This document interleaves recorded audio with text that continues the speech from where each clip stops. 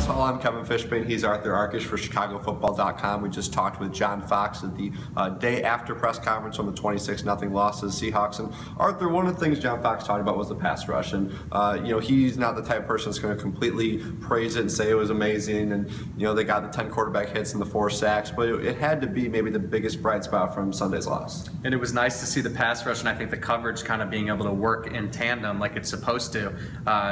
Pernell McPhee and Jarvis Jenkins were both great, really. They had really, really good games, and beyond that, like you said, 10 hits, other guys got involved. I think the key is finding a way to build on it, obviously, now is that hopefully get a little bit healthier in that area as well. And one of the guys that could help them build on it is Jeremiah Ratliff, and he is eligible to join the active roster this week. Now, remember, he sprained his ankle the last preseason game he played in, so we're not going to know his status until Wednesday, but what is having Ratliff back, assuming he's healthy, going to do that defensive line that, for the most part, has actually played pretty well? Yeah, it gives experience, of course, and as I just said, they were a little bit healthier. Obviously, we don't know about Will Sutton, so getting Jeremiah Ratliff back is going to be huge there in the middle. But he's a guy who can definitely create some attention from the opposing offensive lineman. And like I said, just that experience, the ability to get guys lined up, and that leadership, I think, is going to be big for the Bears. And something that might be a small part of that, it also give Jarvis Jenkins and Eddie Goldman some spells, and Ego Ferguson just having another body there, let alone someone as good as Jeremiah Ratliff. Let's finish on the offensive side of the ball. Obviously, very bad, very low yardage, not a lot of production on that side. And John Fox admitted, he goes, yes, it was a conservative game plan.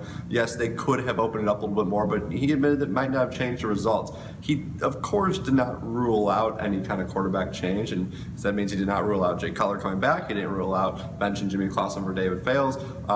Right now, personally, I'm curious to see what Clausen can do against the Raiders defense. That's not going to be in Seattle, a hostile environment against the Seahawks, but there obviously is some clamoring for David Fales. But what's your take on the quarterback situation as it stands now? Well, to hear him say it today, he said anyone on the 53 can play. I think it's safe to say Vlad Ducasse won't be under center Sunday, but he actually said Jimmy Clausen did some good things. I'm having a hard time finding him, David Fales, whether he's ready or not. I don't see how it can be a whole lot worse, but to hear John Fox talk about it today, he was very vague, but I have a feeling if it's not Jay Cutler, it's going to be Jimmy Clausen Sunday. And no matter who it is, they're still going to run the ball. This is a run the ball team, so I imagine Matt Forte, they're going to run the ball a lot against the Oakland Raiders. That does it for us here at Halas Hall. For all the best Bears news and analysis, stick right here at ChicagoFootball.com.